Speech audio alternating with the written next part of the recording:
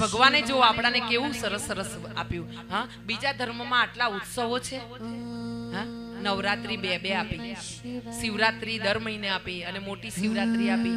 હા, એ સિવાયના ગોકુળ અષ્ટમી ને આ બધા તહેવારો આપ્યા છે કે થોડા થોડા વખતે તમે સંસારમાં મૂંઝાવ ને, દુઃખી થાવ ને, થાકી જાવ ને સંસારના કાર્યોથી, ત્યારે આ ભગવાનના બધા ઉત્સવ ઉજવવાના, સુંદર સુંદર વસ્ત્રો પહેરીને મંદિરે જવાનું.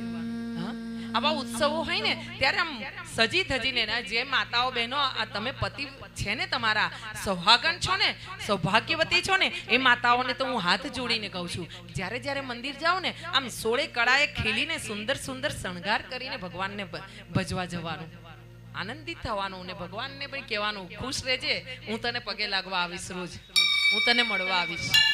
હા, આ રીતે ભગવાનને સ્નાન કરાવો, આ રીતે ભગવાનનું ભજન કરો. હાલ